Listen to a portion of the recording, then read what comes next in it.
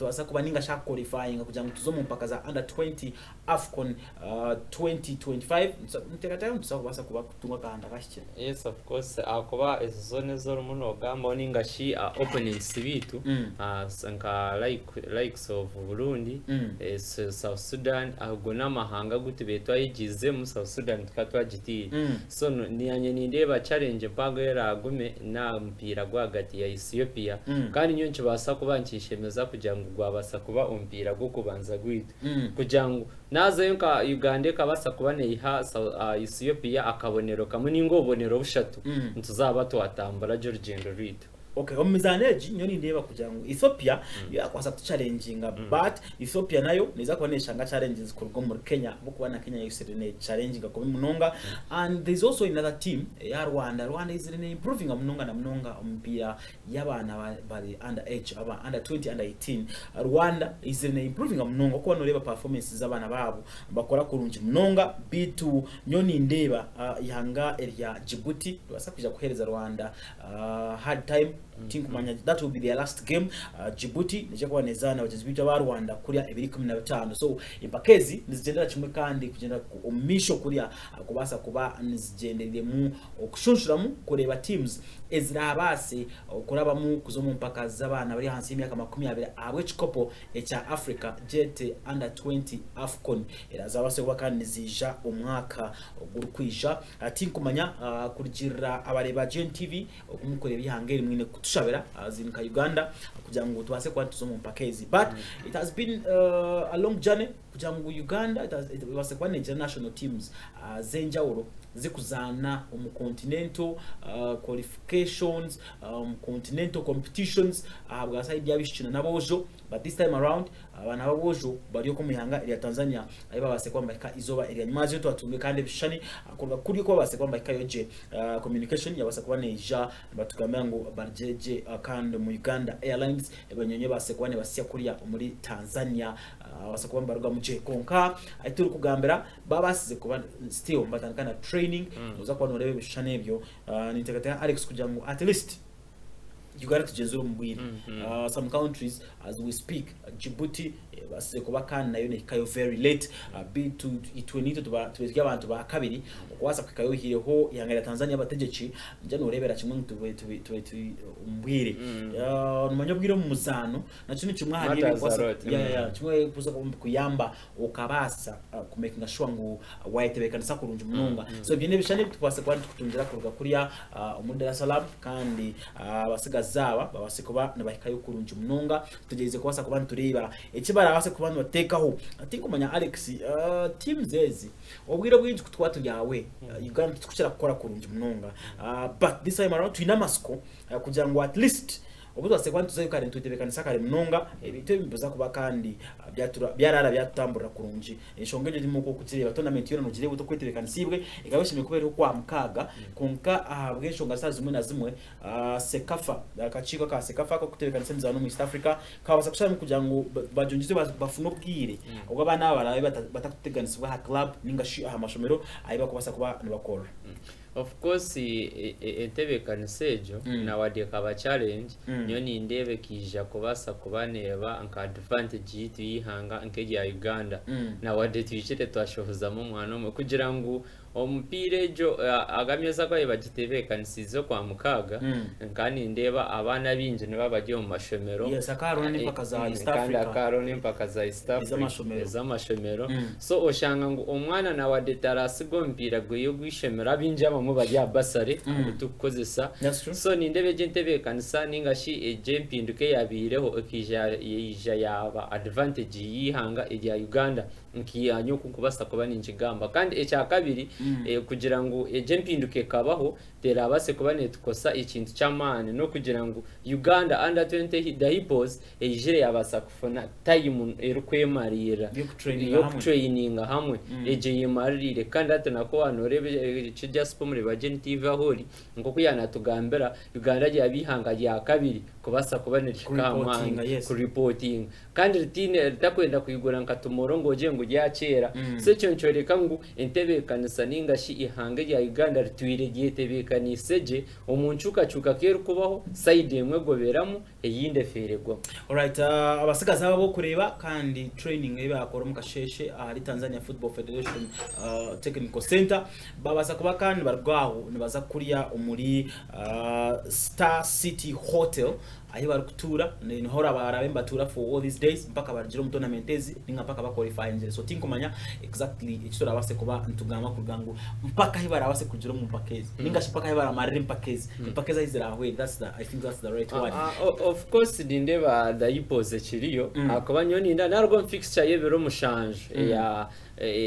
Ethiopia noreba bija batukora saho Burundi so nindeba nti Uganda nkani da HIPPOS ninga shihange ya Uganda richiriyo kandi na wana oreba still narwo mu kibinje unda akwate nyoni mbara normally arrangero yinko bana akozere ibintu byanje nindeba tikiriyo mpaka Not chiri mpaka finals.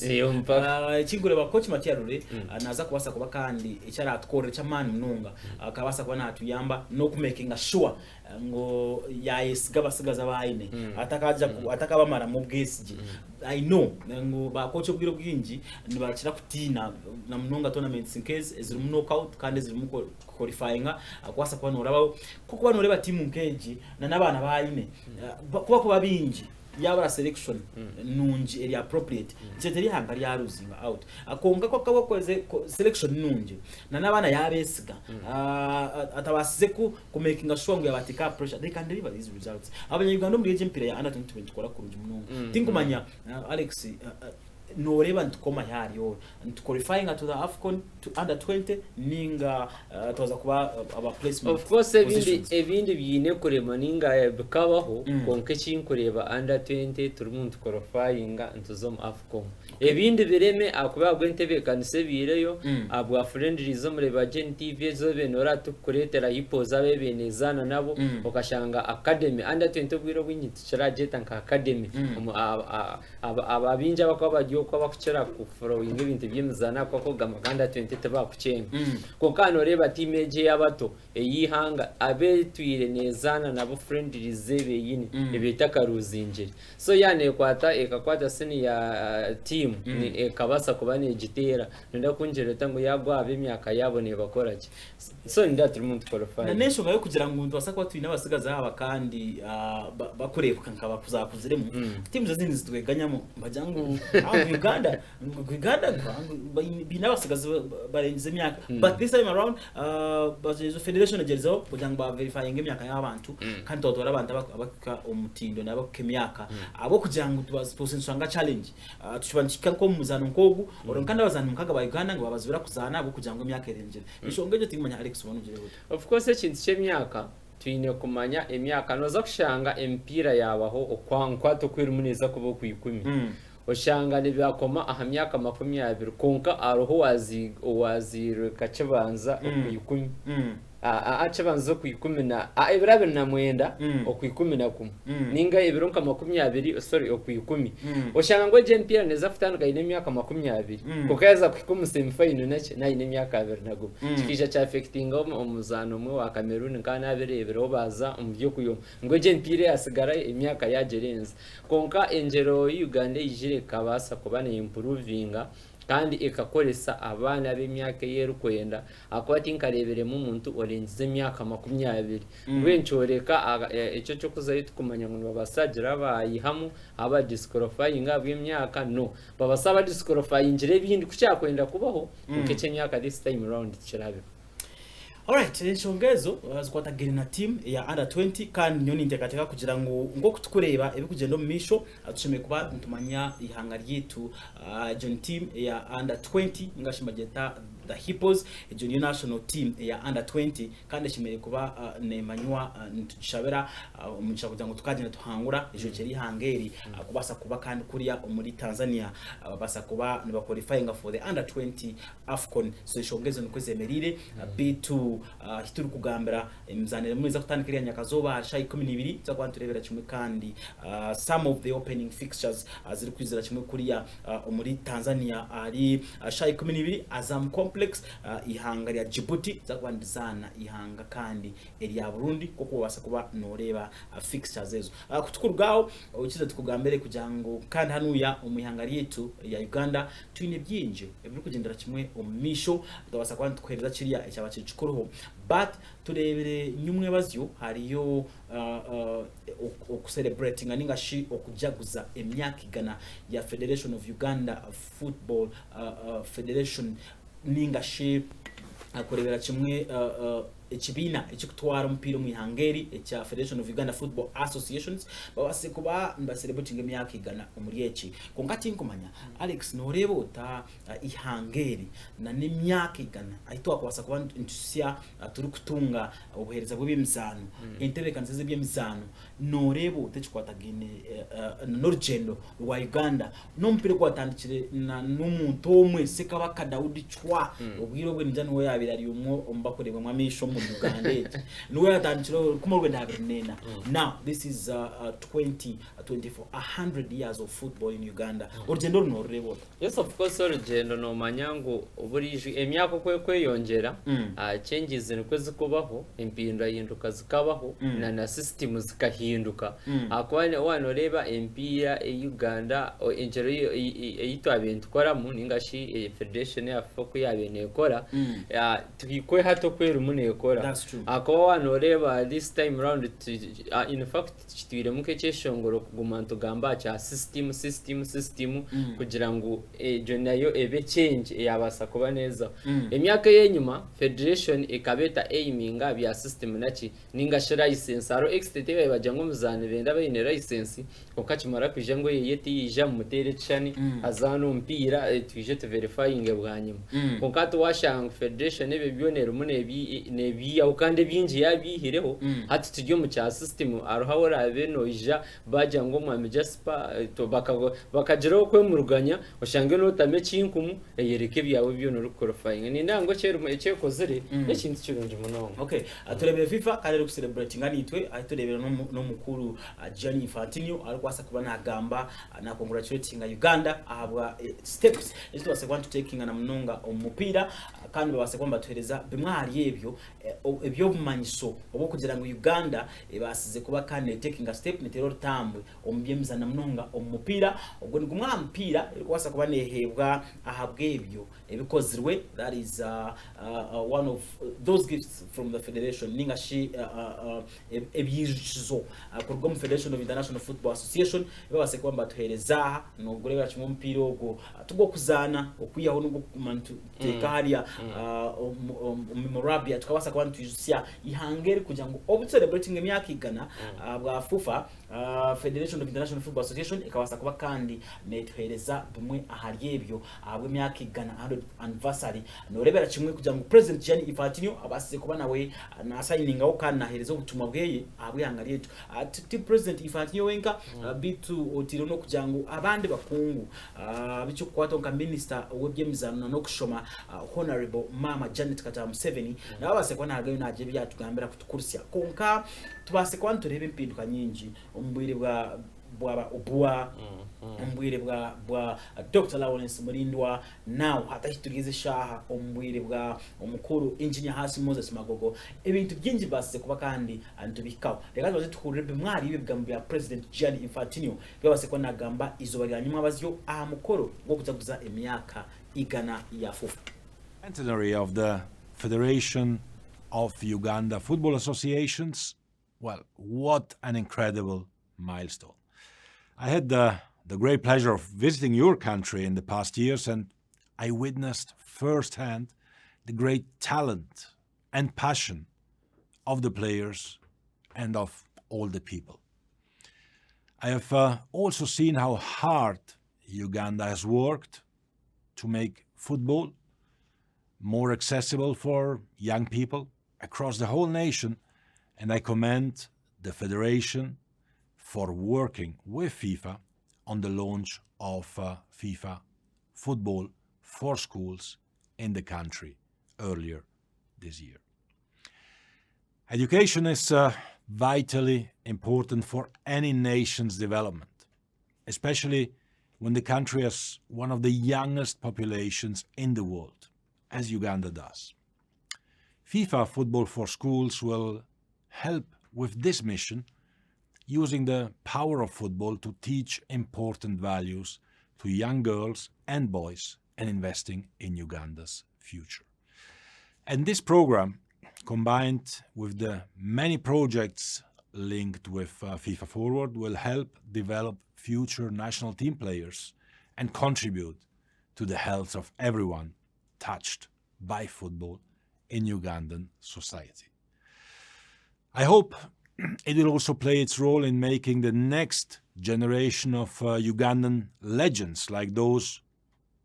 who reached the final of the Africa Cup of Nations in 1978, or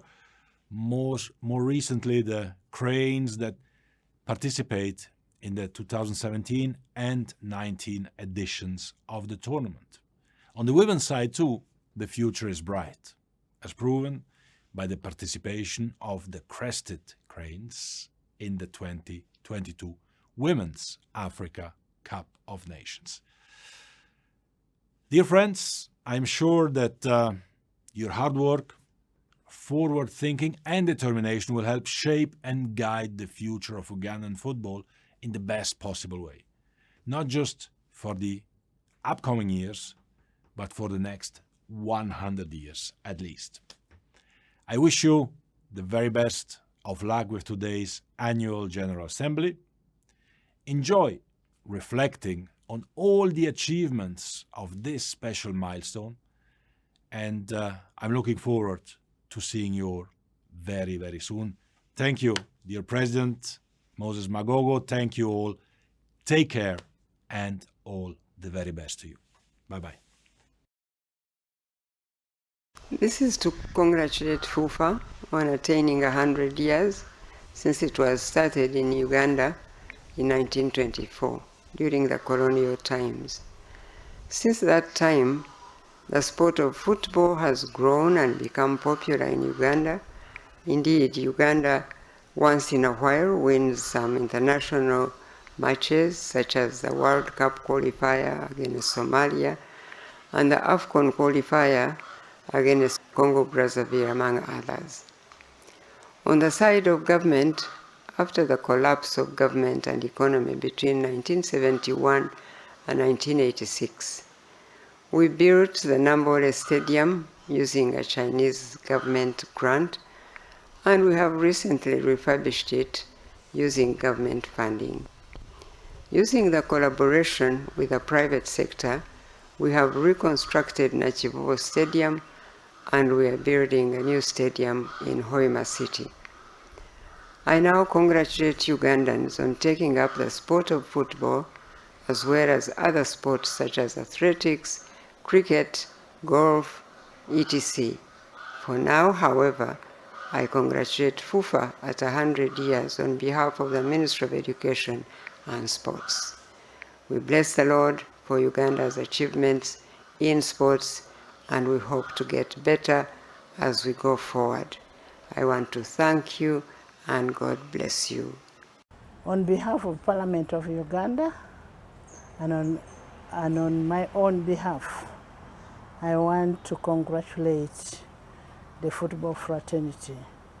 I want to congratulate FUFA for achieving its dream within the 100 years. It's a great achievement, and remember that it is out of football, specifically football, that brings all kinds of people together, irrespective of the religion, irrespective of the tribe, irrespective of the politics, and whichever. And I want to congratulate you so much. And on the same note, education is not everything. There are other people outside there who have talents, but FUFA has been able to tap those talents through having the federation in place that is working for the good of the Ugandans. I want in a special way to thank the president of FUFA, Engineer Moses Magogo Hassim, the EXCOM, the delegates of FUFA and the football fraternity for making sure that we achieve what we have achieved so far. I also want to thank the First Lady, who is also Minister of Sports and Minister of Education and Sports, who has been able to support the growth of this federation, the growth of this sport. When we could not grow without having monies, but through her office, we have been able to develop. And in a very, very special way, I want to thank the President of the Republic of Uganda, who is so passionate about football, very, very passionate about football. He's a #1 fan of football. And he has given us an enabling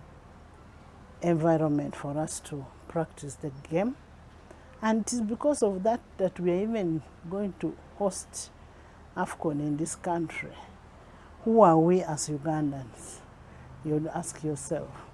But it is out of the support that we are getting from the three arms of government. And most especially, I also want to thank Parliament of Uganda, which is the cooking house that makes sure that sports gets the biggest line of the money that is given because of the role it plays in the economy, especially amongst our youth. Dear fellow countrymen, dear football people, God has been kind, God has been good enough to us that today we walk a journey of what our grandfathers and previous leaders started as a small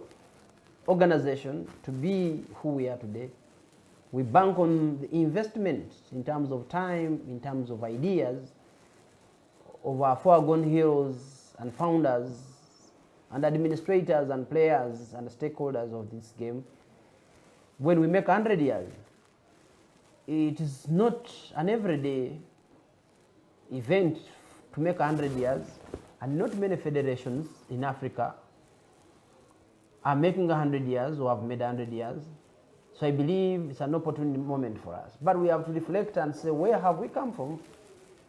We are talking about a game that started in 1897 in Uganda, a federation that started in 1924,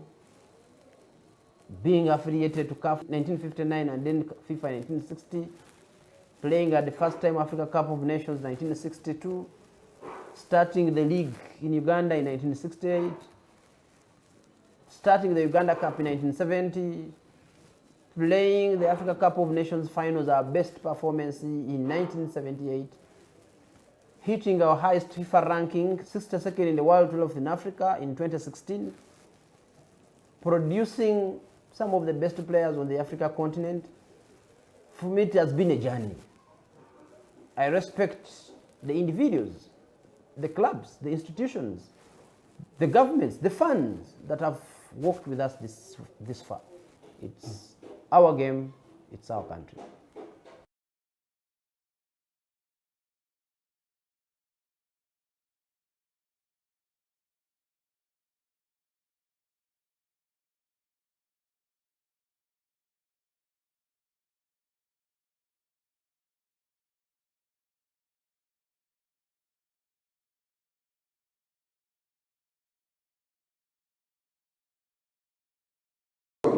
At least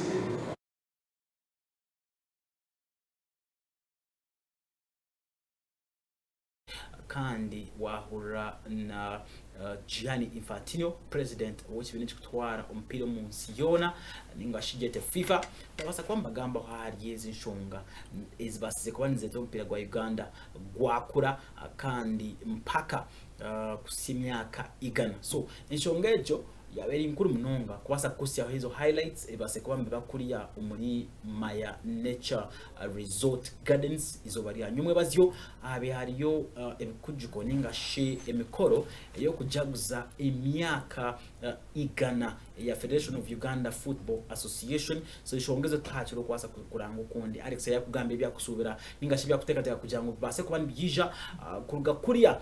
umuri Federation birase kuhindura ahampira gwitu birase kuhindura byemizano byito mu Hungary konka president wa Federation of International Football Association yabasa kuba na kigamba kurungi munonga mu Uganda ejenzire ne taking a step ejenzire ne kurakurana okiriho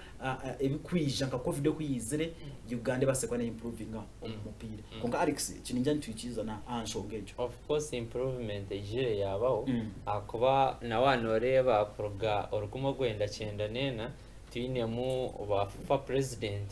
likes of Moses Ali twinemu Obowa twinemu Morindwa so warebo bobwire twaburyo kurge 2013 Moses Hassan Magogaro muna aba FUFA president abire historical noreba byafayo kandi no byafayo indeed because kurga cyenda nena tine president wabire yagire akamara imyaka 3 imyaka 4 kandi aho imagogwa gerire hono Uganda ejire kabasa kubane renovate injira ne cyayi cyanambore ekombe ke bishaye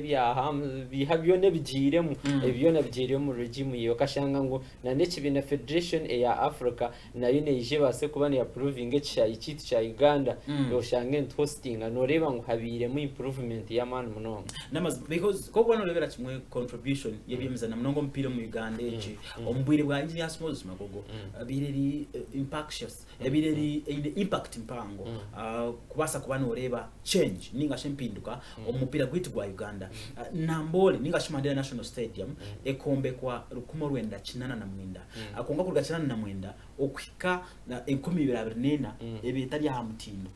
twetsanda empiremwe indijo bakizubira ndizo tutayisiza handi but this time around federation base kwataga na government haba whole renovation of Mandela National Stadium aituru kugambira nambole nekozwe n'amahanga Uganda, the likes of Kenya, the likes of Zimbabwe, the likes of Cameroon, kuja kwasa kuombazana. In fact, Kenya neza kuba nezano mpira gwayo na team ya Cameroon omumpaka za AFCON qualifiers Morocco 2025 ebiri 14 under closed doors babase kuba mbagirangu Kenya ibase kwanesha bakuja ngo muzano gwabo gutaka isibwa abahagizi abwe cyabireho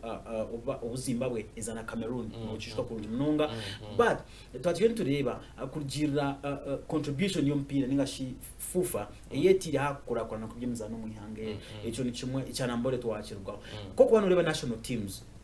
Uganda base kuja national teams 14 zikwasa competing on all levels zikwasa kubana zi representing Uganda either internationally or continentally so norebera kimwe ngu echo kurebera HIPPOS the under 20 obwati wa Tanzania wempaka za CECAFA qualifiers za AFCON under 20 atwase kubana turebera kimwe umupira gw'abakazi ukura atwase kubana tureba the Crested Cranes okabasa kwa noreba team ya Uganda mu ruko kubanza 2022 ne qualifying akubasa kubaneza AFCON ningashi Africa Women's Nations Cup ejo ni tremendous record mpira gw'abakazi mu Uganda obase kubana ureba ntuza mu AFCON emirundi ebiri in fact gwa kabiri gubeguryogu okutwase kwa qualifying tuteri hanga ya Comoros no shuka Faluku Mias goal yasekwane tutwara mu 2019 AFCON twakoma twakire twasinga namahanga gache mali team ya performing kurungi munonga twasekwane tureba ntaba impinduka player management systems kushanga kurugesa ngomuzani kuruguma academy obase kumugira ho record mpaka abase kubona ka national team echo kwero Travis Mutiaba ubwa hatari munaza nazanda team ya Budo umuri Falas in fact izana za kubana azana mpira kubanza kuyako basa kuba kandi named on first 11 kunkano rebera kimwingu na no mutindo gwabazani quality yabazani twase kwa tuja national team hati international recognized the likes of Bevis Mugabe obwa hata rikuria muri abase kuzanda mu Scotland hata Jerina basa kuba by the way na agenda kuri muyangara ya Cyprus turebera kimwe bazani bingi boss le kuba nibargo mu ihangeri nibazaheru nka bobosi bya Ruhanga FC Austin Kenneth Semakula wahata bi mu North Africa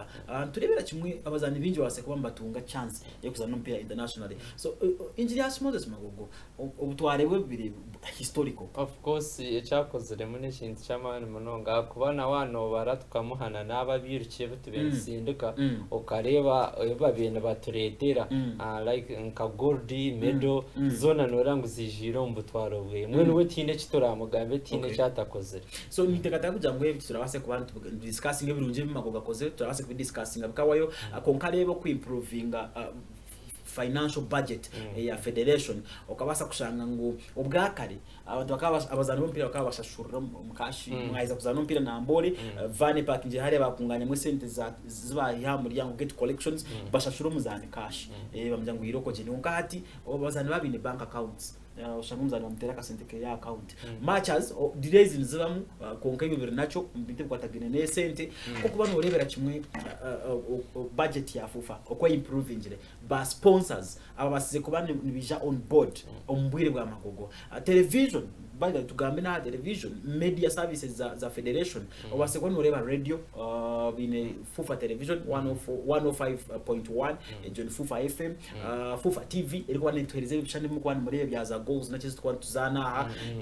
twine cyitwa kwasa kugamba engineers Moses magogeze sha cyitwasa kumuturazi but twine kwikiriza ngo mishaps nziba naturally abantu bagira ki of course ubona mana bwe percent nyinshi no mana okore birungi abamwe haba kubane bende cyo kirungi bakindure imekiro konko muntu ari kubana yetegereza ninga atwire na following akamanya federation etwire ne koreta empire twire ne tamboreta adana nka magogwa jire ho yatushanga turinka he hati turinka he ubwo muntu no ari kubana asim true tugambe bishai if we talk about stadia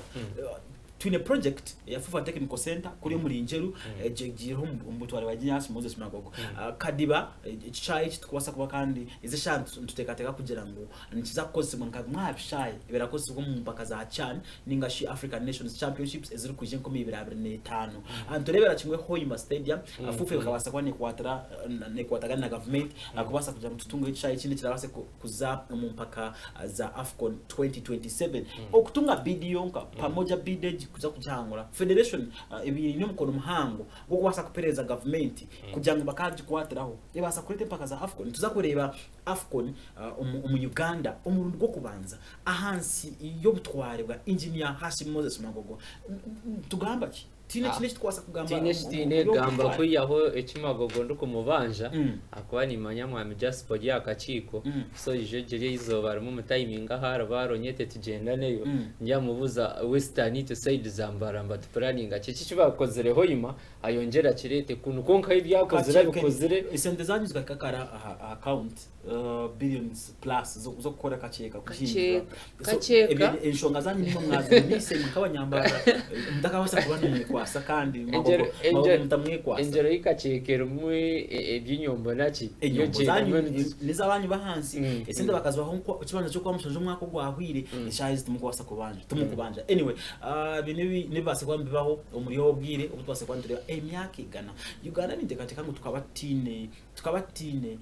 kushanga ngo ntugambwa ho munsi yona mu mupira nkahati